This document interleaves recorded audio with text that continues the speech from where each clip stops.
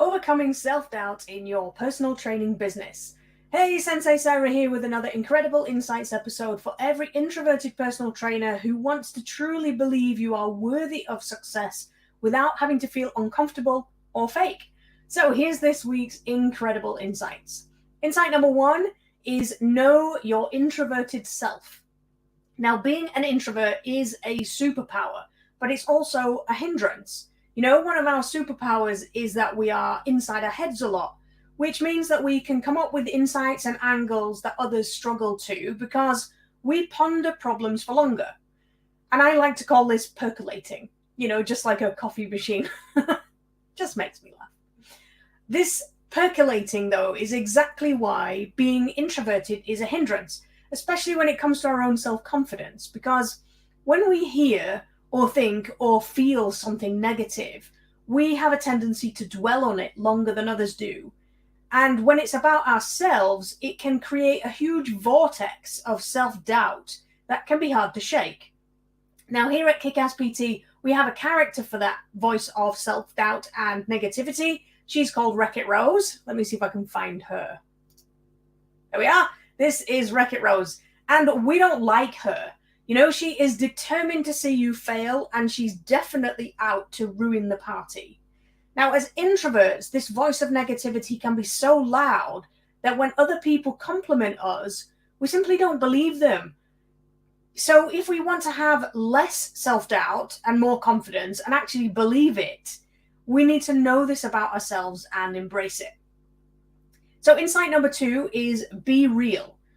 Now, the problem with compliments is that they are based on someone else's opinion of us, and it's one that we don't see, and we don't share either usually. So when people tell us how amazing we are, we feel really uncomfortable because it doesn't match the way that we see ourselves.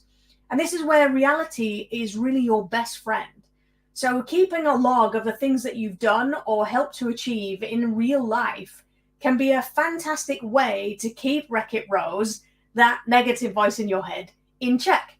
Now, I heard this idea done two different ways, one by the author and researcher Brené Brown in her book, The Gifts of Imperfection, and the other by author and ex-Navy SEAL David Goggins in his book, You Can't Hurt Me. Now, Brené Brown describes a conversation with her young daughter who was having trouble with her friends at school.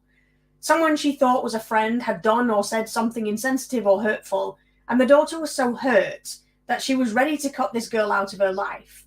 And then Brown describes the idea of marble jar friends, which is when the daughter places a marble in a jar for every time her friends do something great, thoughtful, or kind. So she can easily see that if they do say something or do something that was hurtful, that it's probably an innocent mistake. And Goggins suggests writing your achievements on sticky notes and placing them around the bathroom mirror so you can see them every single day. Now, I quite like the idea of combining these two. So writing down your achievements and successes and happy moments on a piece of paper, folding them up and putting them in a jar. And that way, when you have a self-doubt wobble, you can just go to the jar and give yourself a proper reality check. And of course, you can use the Whoosh Planner to do something similar, actually. There's a space at the back to write down your achievements, so you've always got something to look back on. So, insight number three is make a habit. So when you've spent a lifetime berating and being hard on yourself, changing your deep-rooted beliefs just doesn't happen overnight. It takes practice. So once you have your list of achievements, whether it's in a journal, on pieces of paper, in a jar, just make the habit of reading at least one of them every day. Like, read them all if you have to. But facing the reality of what you have done and are capable of doing every single day helps you to put Wreck-It Rose in her place quickly when she tries to derail you. And creating this skill of being able to switch yourself from negative to positive thinking is a real, from a place of real belief, is a really powerful tool when it comes to your personal training business. Because, let's face it, being in business for yourself pushes you to places inside yourself that you never even imagined. And sometimes those places can be pretty dark and lonely. And you can't help anybody else if you don't truly believe in yourself. So If you don't do anything else today, make a list of 3 things you've done in your life that you're really proud of. Then tomorrow, do the same thing. And just keep repeating this practice in whatever way you need to be able to give yourself that confidence boost that's based in reality that you can truly believe in. Because it's that will make you more resilient and more capable when it comes to your personal training business. And of course, if you need help with that, you can go and grab a copy of my Ultimate Energy and Confidence Whoosh Planner, and I'll walk you through all the steps you need to get started. You can go grab your copy at kickasspt.com/whoosh.